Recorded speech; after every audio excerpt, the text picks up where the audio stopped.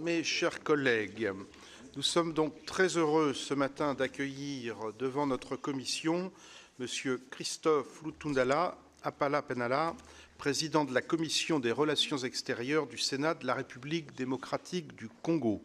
Je voudrais saluer aussi M. Émile Ngoy Kasongo, ambassadeur de la République du Congo, qui va nous rejoindre, je crois, dans quelques minutes. M. José Mpanda, président de la Commission Sécurité, Défense, Frontières, ainsi que l'ensemble de leurs collègues et nos collègues sénateurs qui les accompagnent. Monsieur le Président, cette audition a lieu dans le cadre de la visite du président du Sénat de la RDC, M. Jean-Michel Sama Lukonde Kenyé, qui a débuté hier. Nous sommes à un moment crucial, je crois, de la crise qui se déroule dans l'est de votre pays, qui vous préoccupe et qui nous préoccupe aussi vivement. Je rappelle que le mouvement M23, soutenu par le Rwanda, s'est emparé de Goma, la capitale provinciale du Nord Kivu, le 28 janvier dernier, puis 2 semaines plus tard de Bukavu au sud de Kivu. Il y a eu de très nombreux morts et blessés dans les affrontements. Aujourd'hui, Goma est coupé du monde et plus globalement, la crise humanitaire en cours dans la région a provoqué la fuite de 7 millions de personnes, dont 1 million depuis le début de 2025. Des pans entiers de territoire sont, selon le dernier rapport des experts des Nations Unies, sous le contrôle du M23. Et par ailleurs, la communauté de développement de l'Afrique australe, impuissante devant ces événements, a annoncé la fin de sa mission en RDC. 2 processus de négociation parallèles étaient en cours jusqu'à récemment. Le processus de Nairobi, sous l'égide de la Communauté des États d'Afrique de l'Est, et le processus de Luanda, dirigé par la présidence angolaise. Le 8 février dernier a cependant eu lieu à Dar es Salaam, en Tanzanie, une rencontre entre les chefs d'État de la SADC et de l'EOAC, à l'issue de laquelle a été annoncée la fusion de ces 2 processus. Il semble que cette fusion reste à formaliser. Parallèlement, une rencontre inattendue entre les présidents Tshisekedi et Kagame a eu lieu la semaine dernière à Doha, au Qatar. Monsieur le Président, pourriez-vous nous faire un point sur cette rencontre, sur les décisions qui ont été prises à cette occasion et, le cas échéant, quelles sont les prochaines étapes prévues? Bien évidemment, nous souhaiterions aussi échanger sur les relations bilatérales entre votre pays et la France. Celles-ci, je crois, sont déjà riches. La France est mobilisée depuis de nombreuses années pour garantir le respect de la souveraineté et de l'intégrité territoriale de la RDC et permettre ou contribuer au règlement de la crise dans la région des Grands Lacs. La relation France-République démocratique du Congo se nourrit par ailleurs d'un lien privilégié fondé sur la francophonie. Enfin, la visite du président de la République à Kinshasa en mars 2023 a donné lieu à des annonces importantes dans le domaine de la santé, en matière économique, culturelle ou encore dans le champ humanitaire. L'Agence française de développement a également des engagements importants dans votre pays. Monsieur le Président, je vous laisse la parole pour un propos liminaire, puis la parole ensuite sera à nos collègues, si vous le voulez bien, pour un échange de questions et réponses. Je rappelle que cette audition est captée et diffusée sur le site et les réseaux sociaux du Sénat. Monsieur le Président, je vous laisse la parole. Merci beaucoup, Monsieur le Président. Au-delà des pratiques diplomatiques et des règles de bienséance, laissez-moi, au nom de mes collègues, vous exprimer très sincèrement notre satisfaction de nous trouver dans cette salle qui porte les noms prestigieux de M. Monori, un homme d'État français, ancien ministre et ancien président du Sénat. Ce n'est pas toujours qu'on est ici. Et voilà, nous sommes là, comme l'a dit le président du Sénat, le nôtre. L'accueil est très chaleureux et les échanges sont très sincères, constructifs. Nous allons nous situer dans cette perspective-là. Vous avez bien fait de contextualiser le dossier par rapport à notre pays et à la région et même à la communauté internationale ce qui a été pris comme initiative. Je ne voudrais pas vous prendre le temps en revenant sur les faits. Mais permettez tout de même que je relève, à partir de ce que vous avez dit, quelques évidences qui nous permettent justement d'avancer dans nos échanges. La première évidence aujourd'hui, j'appelle évidence parce que les évidences ne se discutent pas, elles se constatent. Vous avez le fait que depuis 2022, l'armée rwandaise est présente sur le territoire de la RDC, armes et munitions, participant aux opérations militaires en soutien, en nombre de troupes et en équipement, en munitions, tout ce que vous voulez, à un mouvement rebelle. Cela s'appelle en droit international une agression caractérisée. Prenez la Charte des Nations Unies, l'acte constitutif de l'Union africaine, toutes les conventions que nous connaissons de relations entre États, que ce soit au niveau des Nations Unies ou au niveau de l'Union africaine, c'est clair comme de l'eau claire dans un verre clair, donc c'est de l'agression caractérisée. Une autre évidence, c'est que cette agression a provoqué, vous l'avez rappelé, Monsieur le Président, à juste titre, des déplacés de guerre. Aujourd'hui, en fait, nous battons le record. Et cette agression est venue donner encore de l'intensité et même de la vitesse au pillage de ressources de la RDC, les ressources minières particulièrement dans la partie concernée, les provinces du Nord et du Sud Kivu. Une quatrième évidence, c'est peut-être, on n'en parle pas tellement, c'est la destruction de l'écosystème, de l'environnement.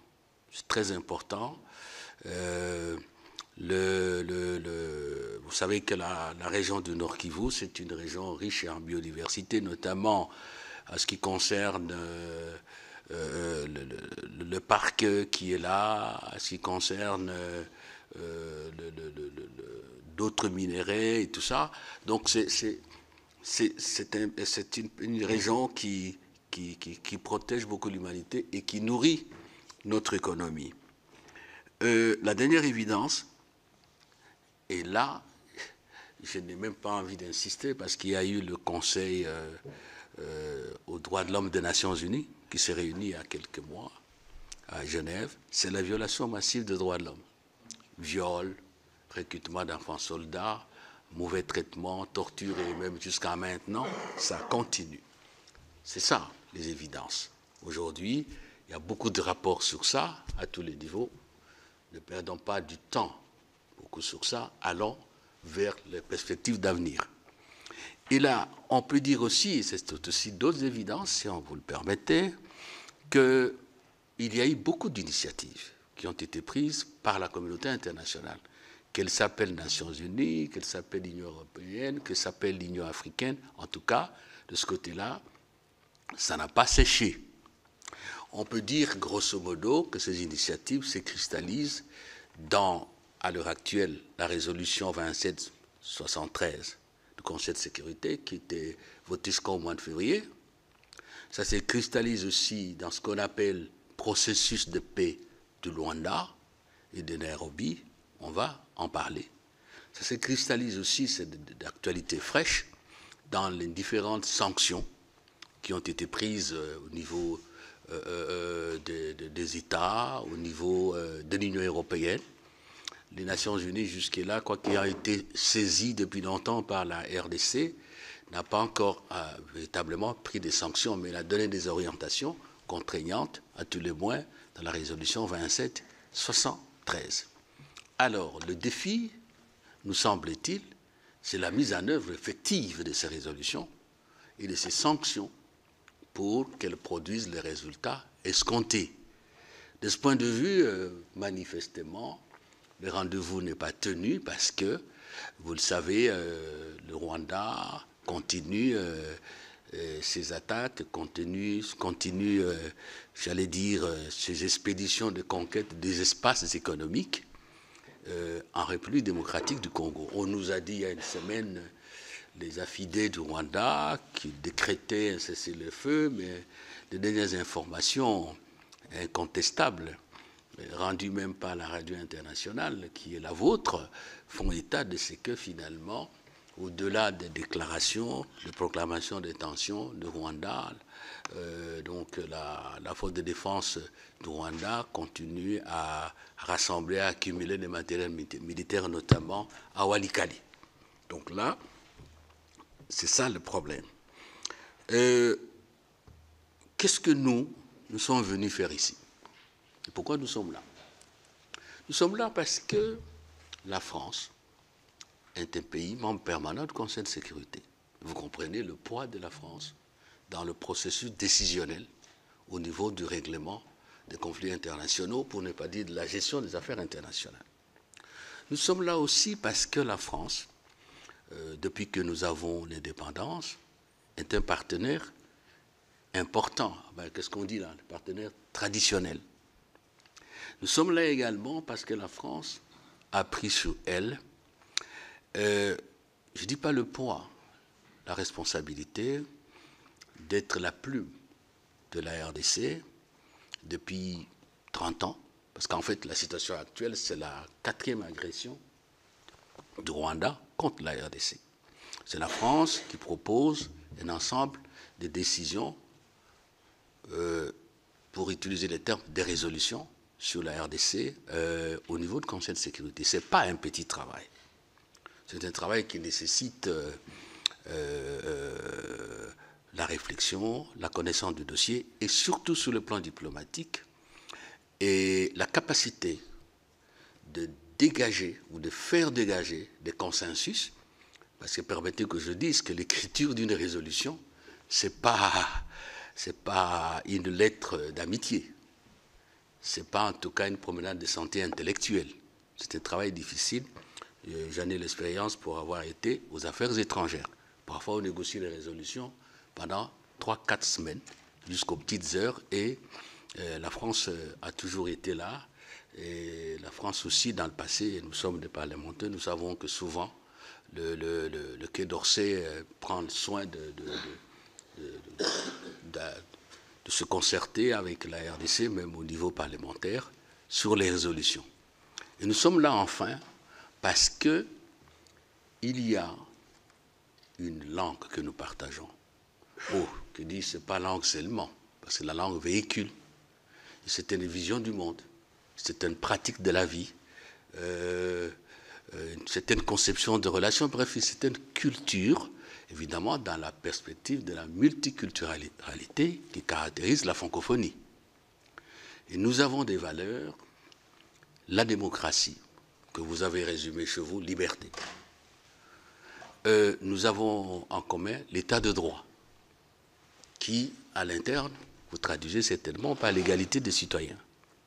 Et à l'échelle internationale, la solidarité, que vous traduisez chez vous par la fraternité. Donc ce sont des valeurs que nous partageons, et quelque part nous allons en parler, il y a quand même des problèmes. Nous sommes en train de nous poser des problèmes sous ces partages-là. Le vécu de nos valeurs au niveau de l'OIF nous pose à nous, Congolais, des problèmes. Et sur ce point-là, qu'est-ce que nous attendons de nos collègues sénateurs français? Nous savons que dans votre constitution comme dans la nôtre, c'est le gouvernement qui définit, qui conduit la politique de la nation. Bien sûr, sous l'œil vigilant du Parlement, chaque chambre selon les compétences constitutionnelles. De toutes les façons, les moyens de contrôle et d'information sont à notre possession et nous sommes, on dit, l'autorité budgétaire. Et donc, comme parlementaires, et en l'espèce sénateur, nous avons quand même des instruments qui nous permettent d'interférer, pas négativement, de faire pencher l'action gouvernementale vers certaines priorités, notamment ici les priorités d'amitié et de coopération. Nous attendons de nos collègues sénateurs d'user de ces instruments qui sont à notre portée, qui sont classiques, mais qui ne restent pas moins efficaces. Pour faire quoi? un, obtenir effectivement l'application de la résolution 2773 du Conseil de sécurité des Nations Unies. Je n'ai pas de la peine à revenir sur ça parce que la plume est là, je suis devant la plume. Nous attendons de vous également que, au niveau des institutions européennes, là la France joue un rôle, je le dis, je n'invente rien. Ce sont plutôt des responsabilités que ce qui a été adopté d'abord par le Parlement européen, ensuite par le Conseil des ministres, qu'au niveau de la Commission, ça devienne effectif, que les décisions qui ont été prises soient effectivement appliquées. Et nous sommes des parlementaires, nous savons aussi, même à l'interne, entre le Parlement et l'exécutif, c'est toujours pas toujours le même discours et surtout pas toujours la danse au même rythme. On peut être d'accord sur la vision, mais quand ça arrive au niveau de l'application, il faut toujours que le Parlement vigile. Donc là aussi, il y a un élément important. Qu'est-ce que nous attendons de vous? Il y a des perspectives, des résolutions qui ont été prises au niveau d'autres institutions internationales, mais qui ont de l'importance. Prenons la 37e session extraordinaire du Conseil des droits de l'homme des Nations Unies qui a pris, il n'y a pas longtemps, une résolution portant création de la mission d'établissement de faits qui devra se déployer, si ça n'a pas encore commencé, incessamment en RDC. C'est dans leur procédure. C'est un peu comme chez nous au Parlement, mission d'information. Après l'établissement des faits, arrive l'étape de la commission d'enquête. Et donc, dans la programmation du Conseil, cette mission devra être opérationnelle. Le dernier rapport sera rendu au mois de septembre, et à partir de ce rapport, on devra créer la commission d'enquête. Donc là, auprès du gouvernement français, je crois que nous espérons que nos collègues vont veiller à ce que cette mise en place de la commission et la suite soit établie. Alors, il y a une autre perspective qui est tracée par la Cour pénale internationale. On va organiser dans quelques semaines, au mois d'avril, une conférence internationale sur la question des droits de l'homme en RDC. Et à l'issue de la conférence, il est prévu la création d'une Cour pénale spéciale pour les crimes commis en RDC pendant cette période. Là aussi, c'est un travail important parce que l'impunité, d'une part, une priorité au niveau de la communauté internationale, au niveau des Nations Unies en particulier, mais assurer l'impunité, c'est un pas qu'on n'arrive pas encore à franchir, et on ne peut franchir ce pas que dans la justice. C'est pour cela que j'ai rappelé notre valeur commune, l'état de droit. Donc là, il y a une initiative. Il y a également un élément important, et nous sommes satisfaits de voir qu'au niveau de l'Assemblée nationale et au niveau du Sénat, les parlementaires français interpellent sans cesse les ministres des Affaires étrangères pour faire le point de cette affaire de cessez-le-feu. L'unanimité est là, tout le monde a demandé le cessez-le-feu.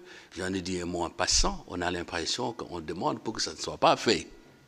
Donc, il faut absolument qu'au niveau parlementaire, nous puissions veiller, parce que nous sommes les élus des peuples et des collectivités et des provinces, collectivités locales et des provinces, donc nous sommes des mandataires politiques et démocratiquement élus, nous souhaitons qu'on puisse veiller à cela. Qu'est-ce que nous souhaitons obtenir aussi de la France et de nos collègues parlementaires français? Il y a le problème de l'OIF. J'en ai parlé. D'un mot, la démission, l'inaction de l'OIF dans un conflit qui oppose deux États membres, un conflit qui provoque une tragédie pour un peuple. On nous dit que nous sommes le plus grand pays francophone du monde à travers le nombre de locuteurs, et un conflit qui viole de manière flagrante le droit international. Aucune initiative Des déclarations, il y en a eu. On va parler de l'APF. Il y en a eu. Mais une initiative de terrain, rien du tout. Au Canada, la dernière Assemblée générale de l'APF, nous avons pris des résolutions. On a prévu une mission de bons offices. La mission ne s'est jamais déployée jusqu'à aujourd'hui. Et donc, cette inaction nous scandalise. Permettez l'expression, chers collègues, nous sommes des parlementaires, nous avons notre façon de parler, c'est à la limite de la complicité, à la limite de la trahison par rapport à nos valeurs. Et nous ne concevons pas que nous puissions rester indifférents par rapport à ça. Et ça nous fait poser des problèmes. Nous sommes dans la réflexion de nos Congolais. Est-ce qu'il faut continuer ce n'est pas pour répondre à un certain signe de temps. Est-ce qu'il faut... quel est notre intérêt aujourd'hui dans la francophonie? Et enfin, chers collègues, nous allons en parler dans l'échange, la question des FDLR, la question des réfugiés. On va échanger. Je pense qu'il y a des perspectives. Nous avons la loi de programmation militaire, on va en parler. Voilà, en quelques lignes, pourquoi nous sommes là, nos attentes, et nous allons avancer la coopération entre nous. Je crois que nos chefs se sont mis d'accord pour que les deux secrétaires généraux de nos assemblées se réunissent pour proposer un nouvel accord de coopération. Je vous remercie. Monsieur le Président, c'est nous qui vous remercions pour la clarté de cet exposé, et je crois que ça permet à chacun d'entre nous aussi de bien recontextualiser la situation de votre pays, et ça va nous permettre maintenant d'ouvrir la série des questions. Et le premier intervenant, ce sera François Bonneau. Merci, Monsieur le Président, Monsieur le Président de la Commission. D'abord, exprimer notre solidarité à l'égard des populations du Kivu qui vivent une situation absolument tragique, et ce depuis des années. Votre pays a fait le choix, et c'était son droit le plus absolu, de ne pas investir dans une armée telle qu'on peut le considérer dans nos pays, et de s'appuyer à la fois sur des milices et aussi sur des forces étrangères, bien sûr mandatées dans un cadre que vous avez pu évaluer, et notamment les FDLR qui sont issus des génocidaires rwandais. Et ma question est de savoir que, par rapport aux résultats qui sont malheureusement très contrastés, et on le voit bien, et vous l'avez évoqué aussi sur la situation actuelle, envisagez-vous, par rapport à tout cela, et en dehors même de tous les processus de paix engagés, de modifier votre stratégie sur le terrain? Président, comme vous souhaitez, en fait, on a 4 collègues qui souhaitent vous poser des questions. Peut-être ce serait-il bien de prendre les 4 questions, comme ça vous avez le temps ensuite pour répondre. Alors ensuite, ce sera Philippe Folliot, s'il le veut bien. Oui, merci, Monsieur le Président. Monsieur le Président, j'ai en mémoire un échange que nous avions eu dans le cadre du groupe d'amitié avec l'ambassadeur de votre pays, et qui nous disait, en fait, la RDC est à quelque part victime de ses ressources naturelles, et qu'il y a un certain nombre de voisins, un certain nombre de groupes qui pillent, je veux dire, les ressources qui sont les vôtres. Avec un élément qui est un élément important, c'est la tyrannie des distances. La tyrannie des distances. C'est-à-dire que de Goma jusqu'à Kinshasa, je crois que par la route, c'est 2500 km, ou quelque chose comme ça. De Goma jusqu'à Kigali, c'est 170 ou 180 km. Et que par rapport à cela, la difficulté qui a été peut-être celle de votre pays a été de pouvoir avoir un contrôle de ces ressources, notamment minières, avec un juste retour pour les autorités centrales et le gouvernement du pays. Y compris dans le Kivu, nord ou sud, il y a des exploitations qui sont engagées par des groupes étrangers, des groupes canadiens et des groupes chinois. Il semblerait que certains d'entre eux, malgré la situation sécuritaire très compliquée qu'il y a aujourd'hui, continuent leurs travaux d'extraction sans aucune, a priori, difficulté, tout au moins par rapport à la perception de ce qui nous en est dit. Pouvez-vous nous dire quelle est la réalité de la situation par rapport à cela ? Et parce que ces enjeux d'exploitation des ressources sont aussi sous-jacents, et du contrôle de l'exploitation de ces ressources sont aussi sous-jacents par rapport à la situation sécuritaire qu'il peut y avoir donc, sur le secteur. Et donc, et selon vous, comment faire pour faire de telle sorte que les ressources liées à ces exploitations donc, puissent mieux profiter à votre pays et puis mieux assurer les éléments relatifs au développement de celui-ci? Alors, la question suivante, c'est Hélène Conway-Mouret. Merci, Monsieur le Président.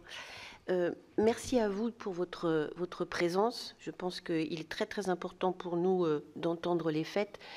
Et je crois que vous nous rassurez aussi quant à votre volonté de défendre l'état de droit et le droit international qui, aujourd'hui, n'est pas forcément respecté par ce que l'on pourrait attendre. Bien sûr, c'est l'occasion pour nous aussi d'exprimer toute notre solidarité avec vos populations qui souffrent aujourd'hui. Mais comme nous sommes ici à la Commission des Affaires étrangères et de la Défense, je voudrais vous entendre sur la question de défense de votre territoire. Comment aujourd'hui nous pouvons, alors en tant que parlementaires, mais également à différents niveaux, vous soutenir dans vos efforts pour... Il faut espérer qu'il y ait un cessez-le-feu et la paix, mais la paix doit se défendre. Il faut que vous soyez en capacité ensuite de défendre et de continuer à défendre vos populations et vos territoires. Et donc, comment est-ce que nous pouvons, au niveau français et peut-être européen, eh bien, vous apporter un soutien dans vos réflexions, dans les besoins que vous pouvez exprimer. Et le dernier point, le Rwanda joue une carte très forte, justement avec la capacité de déployer son armée bien au-delà de ses frontières, sur l'ensemble du continent africain, en rendant des services à un grand nombre de pays.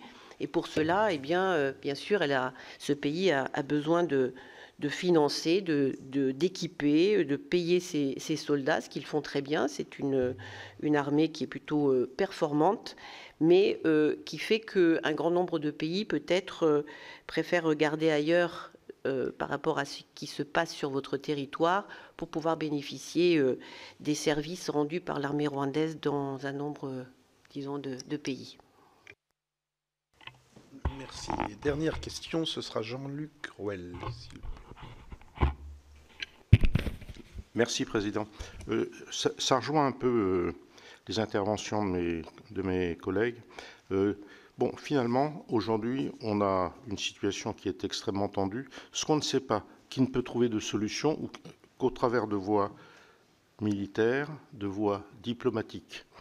Donc, ce qui serait intéressant pour nous, c'est de savoir exactement, comme ça a été évoqué par mes collègues, quelle est réellement aujourd'hui la capacité de la défense de RDC de pouvoir régler tout ou partie de la solution, sachant que le reste donc ne peut se faire que par voie diplomatique. Alors sur l'aspect voie diplomatique, on a bien entendu noté la rencontre de Doha, qui a été... Bon, est-ce qu'on peut avoir une idée du contenu de ce qui s'est dit à Doha?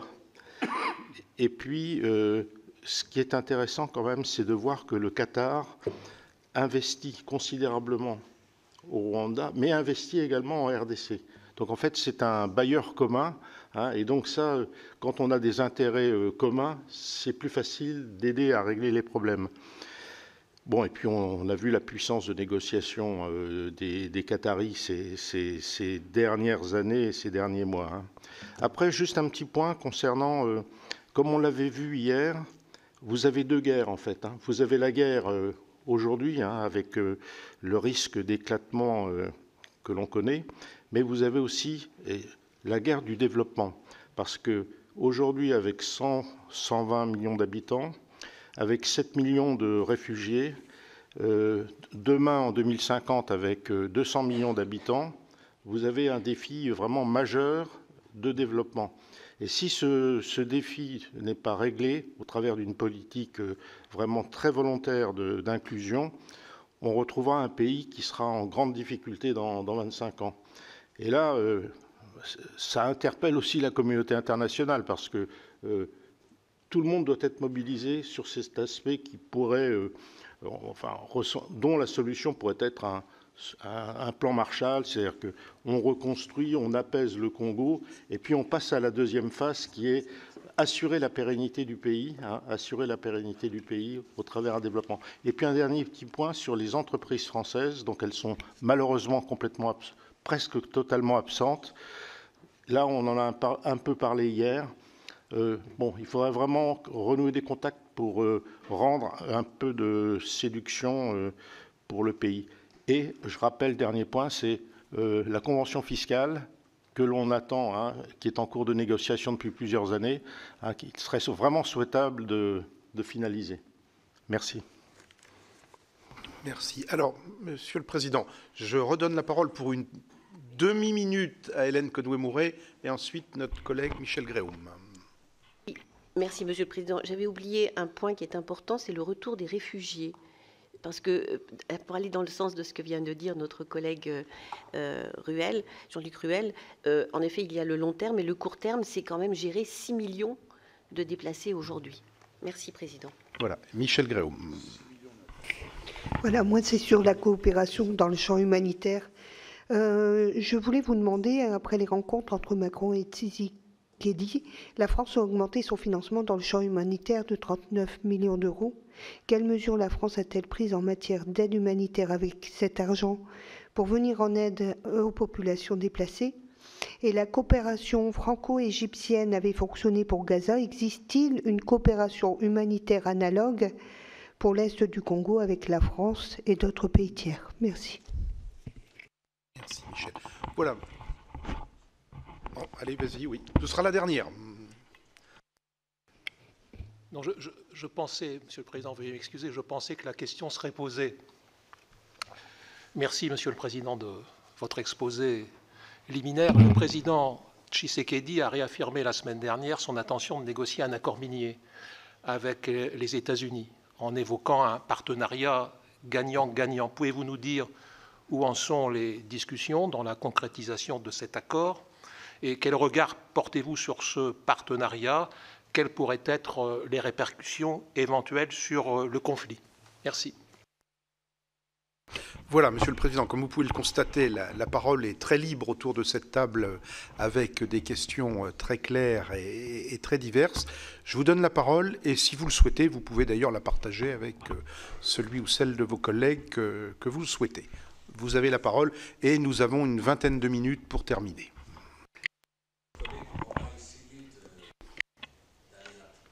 C'est pratiquement une quinzaine de questions. Bon, allez, on y va. On a noté votre esprit de synthèse dans votre première intervention, donc on vous fait confiance. Non, le Congo n'a pas choisi de ne pas investir dans l'armée. Il n'y a pas au monde un État responsable ou des dirigeants responsables qui peuvent faire ce choix-là. La défense est une des conditions sine qua non de l'existence de l'État. C'est pour ça qu'il y a un commandant suprême et tout ce que vous connaissez. Nous n'avons pas choisi non plus de travailler avec de groupes armés. C'est très important, chers collègues, qu'on ait des précisions là-dessus.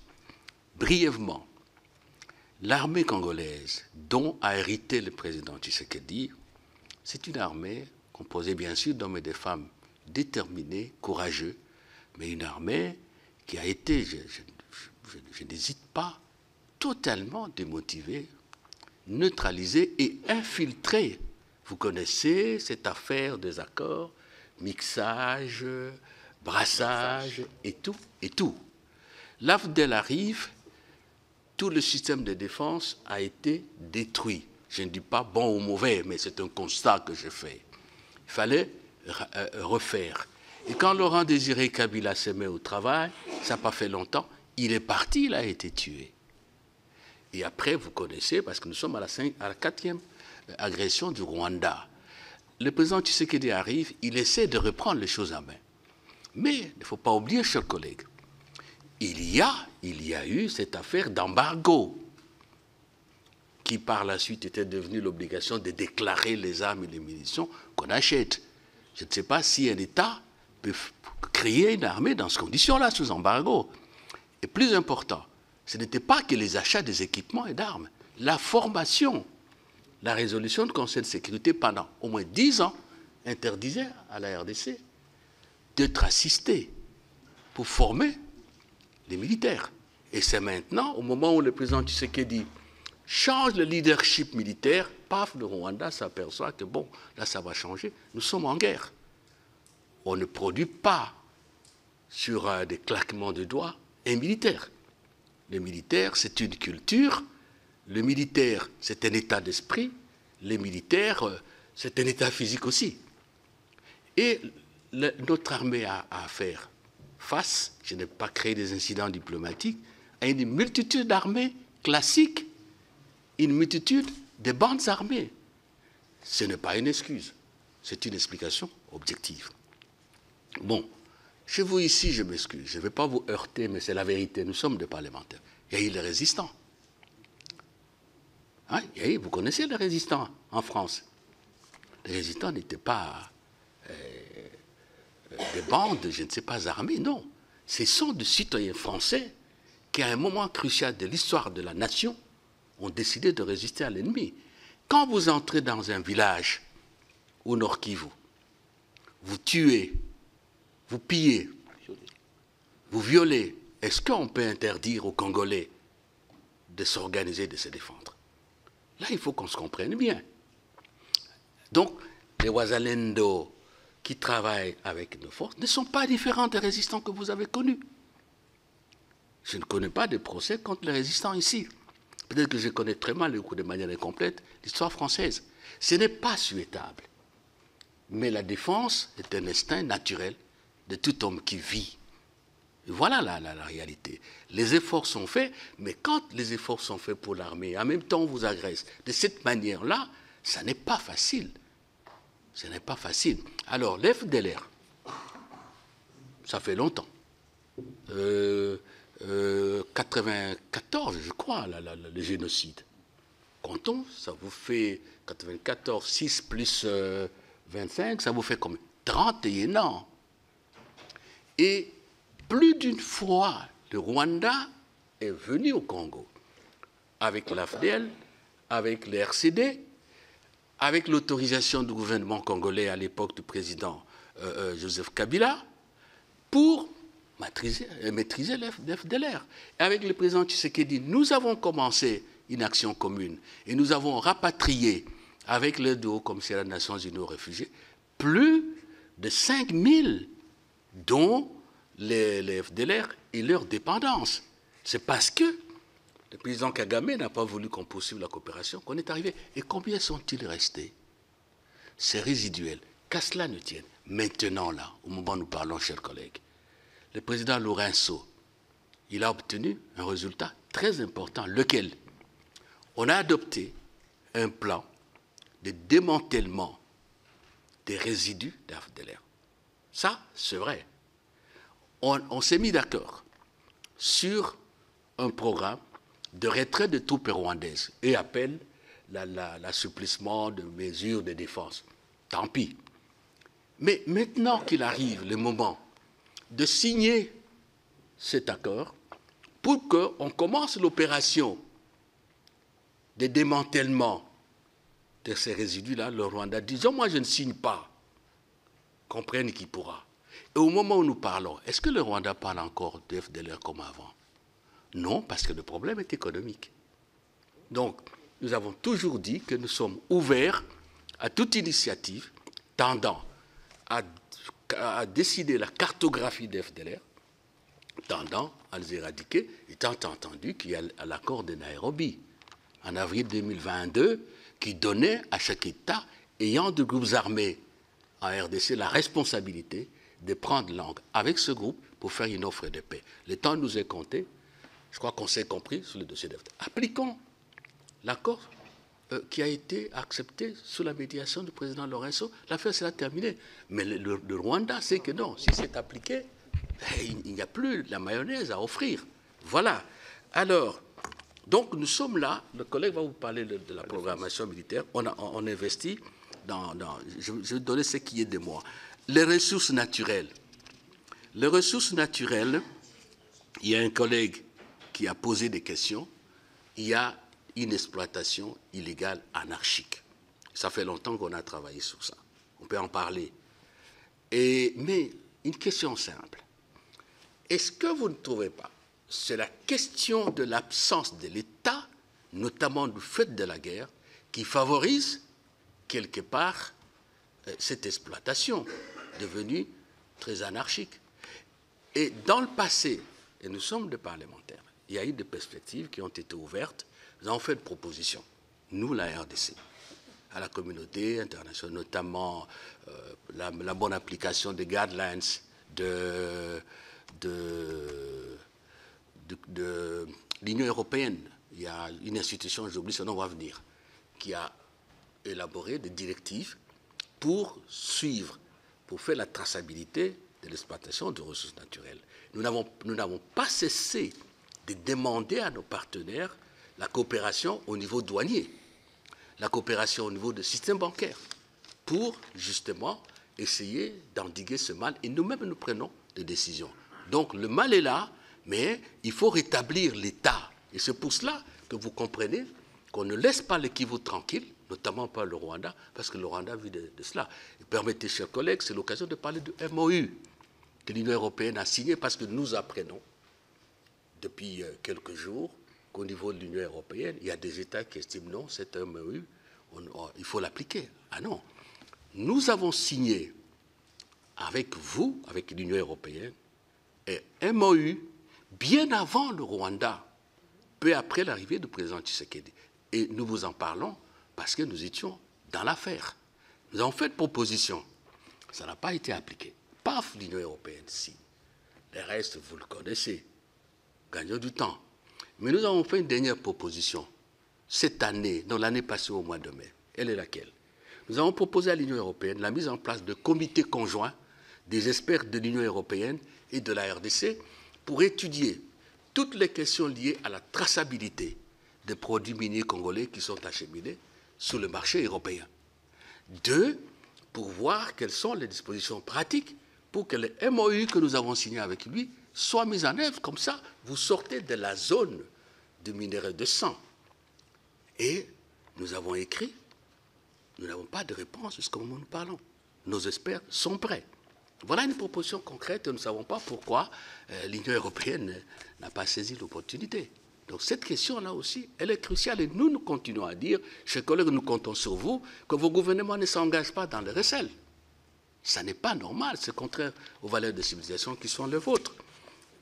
Capacité de développer, la question de l'armée, vous allez l'aborder tout de suite là, parce qu'il y a eu beaucoup de questions. Capacité de développer le besoin d'équiper l'armée, il va en parler. Solution diplomatique. Oui, aucun État ne peut accepter la guerre. Et ne perdons pas de vue, collègues, que la guerre se passe chez nous.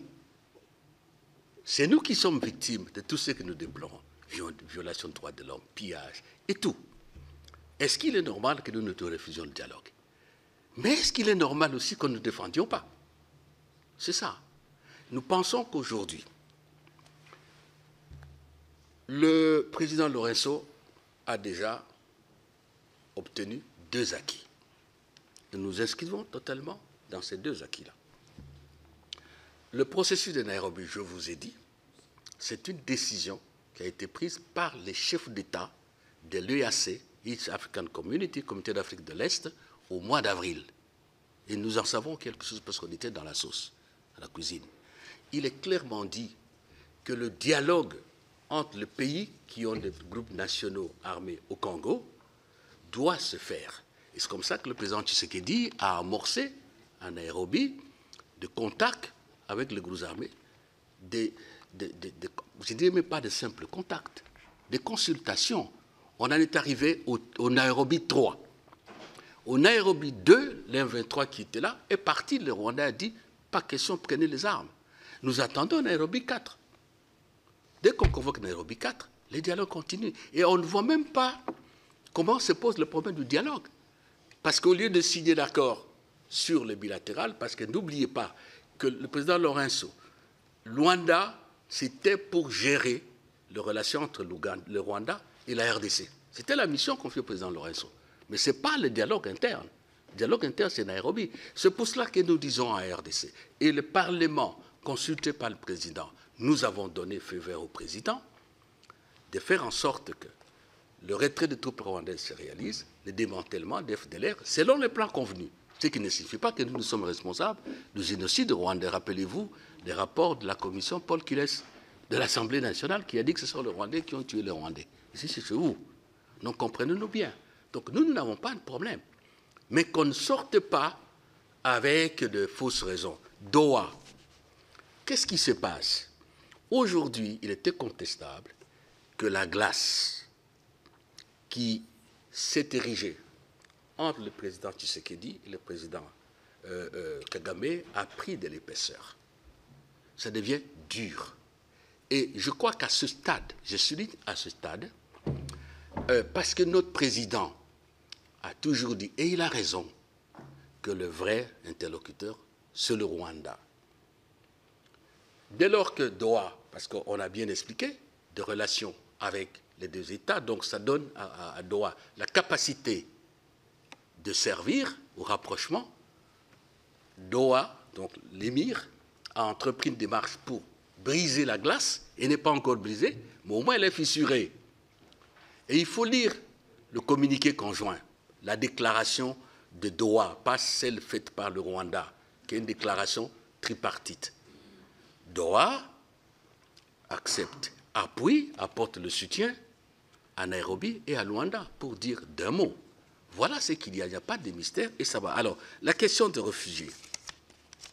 La traçabilité, je parlais de la traçabilité, la question des réfugiés.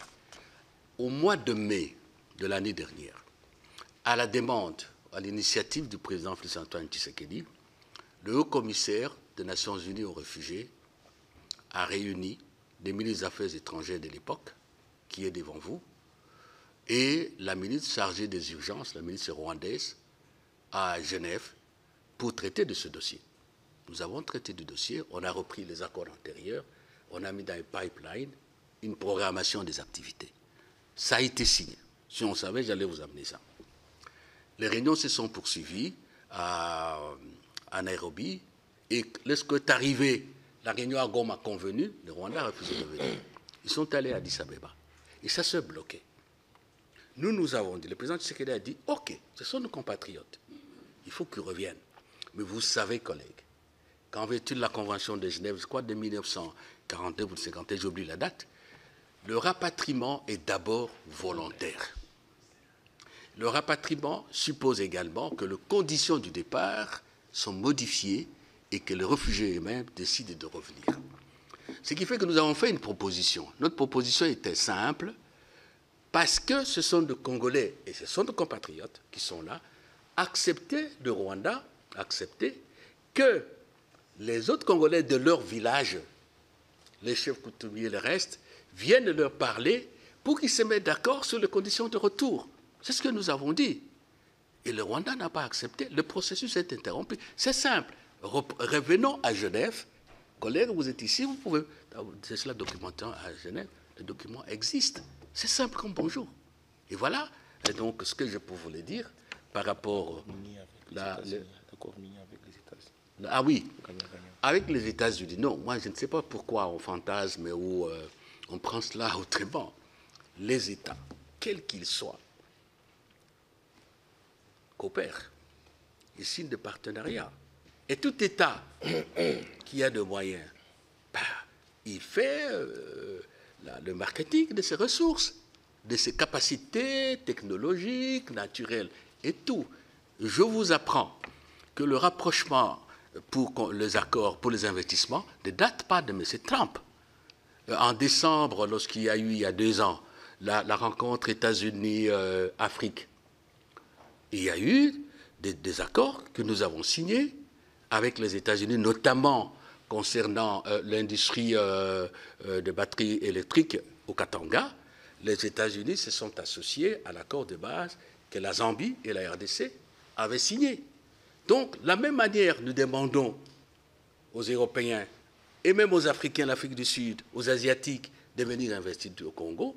Nous le faisons avec les États-Unis. Il n'y a aucune raison objective qui puisse faire qu'on ne le fasse pas. Et le résultat par rapport à la crise, c'est évident aussi. On ne coopère pas pour rien. On coopère pour résoudre ce problème interne.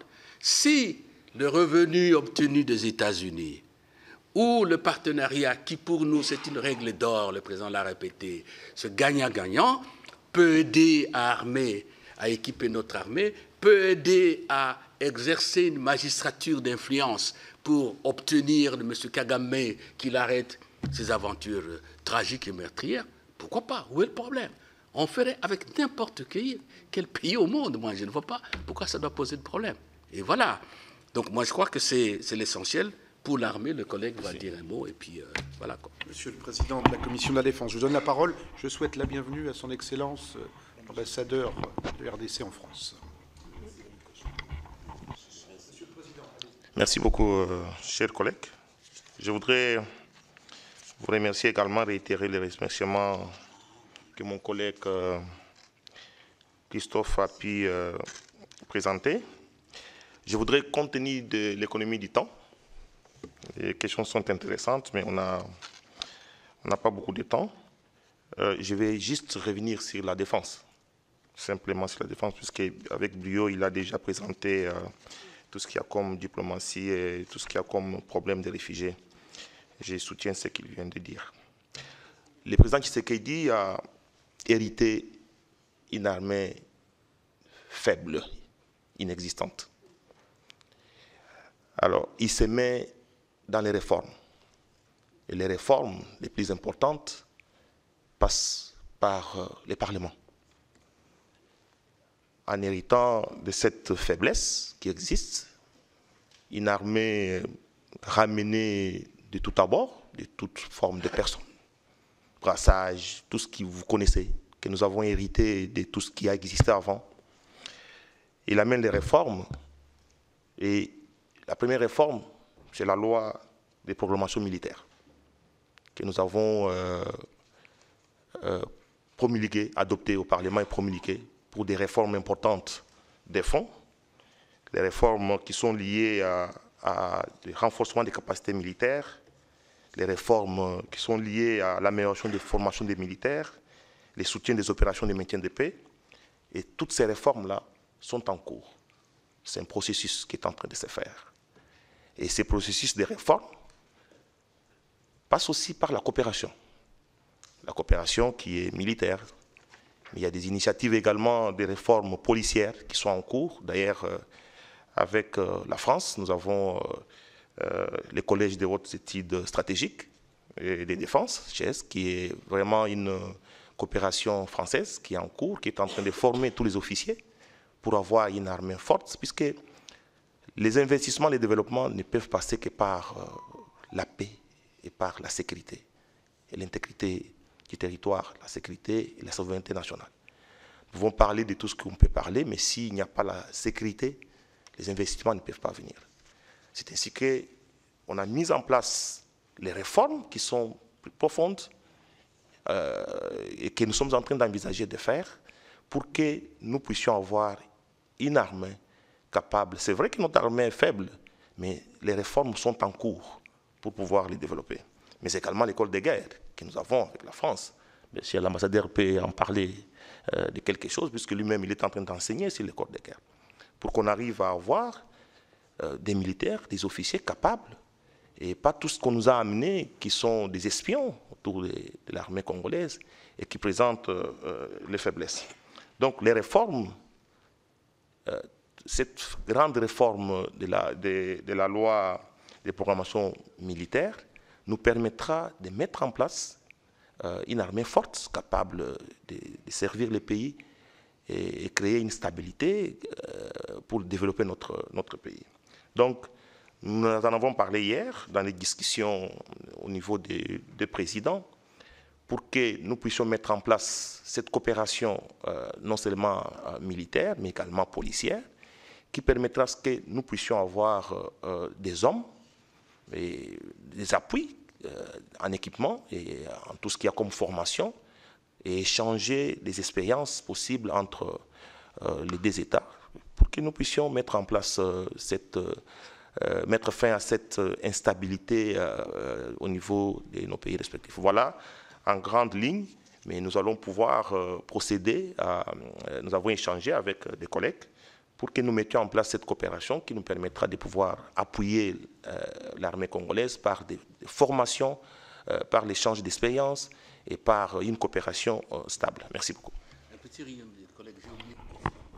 Allez-y, Monsieur le Président. Oui, il y a un collègue qui a parlé de la capacité du Rwanda avec son armée, le Rwanda qui est dans des missions de paix, en fait. On a déjà entendu ce discours, mais c'est extrêmement dangereux. Le fait que le Rwanda ait des militaires, participe aux opérations de maintien de la paix dans le monde, ne lui donne pas la licence de violer le droit international, de tuer et de piller. Je suis dans le pays de la Révolution française. Je suis dans le pays membre de l'OIF. Ça n'est pas possible. Et tenez-vous bien, chers collègues, l'Afrique de l'Ouest a des populations transversales. Si un Peul a un problème, ou des Peuls en Guinée, les Peuls qui sont au Sénégal, vont-ils dire oui, le Sénégal va dire oui, moi j'interviens.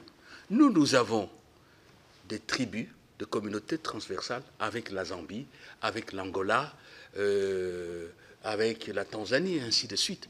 Quelle serait l'Afrique si on institutionnalise les interventions des États au motif que les membres des communautés qui sont chez moi seraient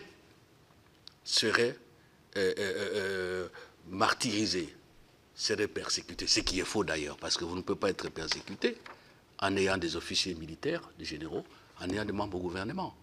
Donc, nous avons dit à certains pays qui nous ont parlé de cela. Non, bien au contraire. Lorsqu'on fait partie des soldats de la paix, on doit incarner un modèle de société. On doit incarner la Charte des Nations Unies. On doit incarner le droit international dans ce qu'on fait. Et ça, c'est dangereux. Et c'est l'affaire de 20 millions mensuels. Parce que vous savez que l'argent est fongible.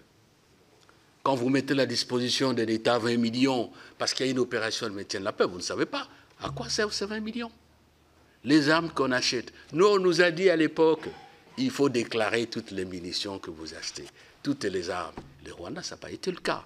Donc, c'est très dangereux de développer ce genre de conception. Tout le monde doit travailler pour la paix et la sécurité internationale. C'est comme ça qu'en 1945, on a créé les Nations Unies après la Société des Nations. Nous sommes des parlementaires, des pays démocratiques, des pays qui croient à l'état de droit. Je crois que nous sommes d'accord sur ça et arrêtons ça. Monsieur le Président, merci pour cette excellente conclusion. Monsieur l'ambassadeur, si vous le voulez bien, je vous laisse le mot de la fin. 5 minutes.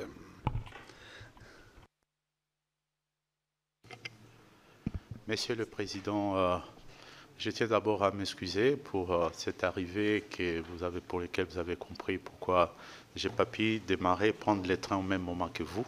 Question protocolaire également. Je n'ai pas grand-chose à pouvoir ajouter ici. En termes des mots de la fin, je voudrais d'abord dire que nous avons une coopération militaire historique entre la France et la République démocratique du Congo. Et à chaque fois que, dans le passé, l'intégrité territoriale et la souveraineté de la République démocratique du Congo ont été mises en jeu, la France est intervenue. Souvenez-vous de l'opération où la Légion avait sauté sur Kolwezi en 1978. Souvenez-vous également en 2023-2024, il y a eu des événements tout à l'est de la République, au nord-est de la République, avec l'Ituri, où l'opération Artemis, à l'initiative de la France, a été mise en place, ce qui a permis rapidement de restaurer l'intégrité territoriale de la République démocratique du Congo. Et aujourd'hui, moi je suis un ambassadeur particulièrement, je ne dirais pas totalement heureux, mais quand même je suis plus ou moins satisfait de l'implication notamment de la France. On a vu même le débat au Conseil de sécurité des Nations Unies. L'ambassadeur de France auprès des Nations Unies a eu une position très tranchée sur la question de la condamnation du Rwanda comme pays agresseur, et étant également la plume du Conseil de sécurité. On a bien vu que lors des débats, il y avait quand même certains pays dont je ne vais pas citer ici, qui semblaient un peu en porte-à-faux avec justement cette résolution, mais la France y a contribué aussi pour avoir justement ces consensus, cette unanimité avec laquelle la résolution a été votée.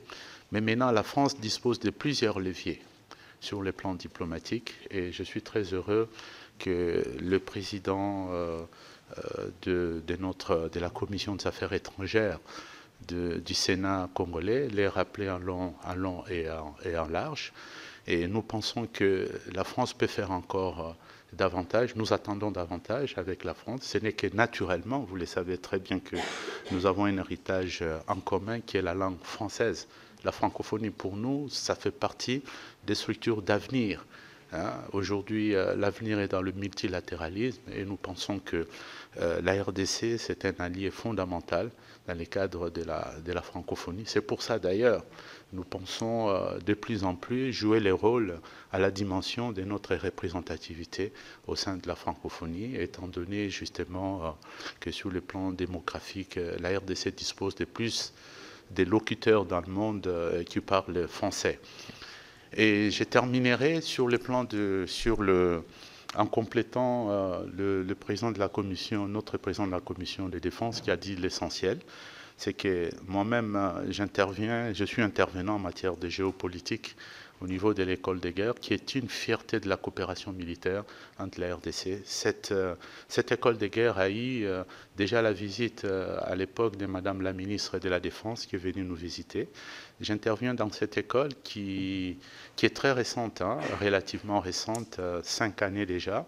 Et cette année, cette nouvelle promotion des stagiaires, nous aurons vraiment un officier français.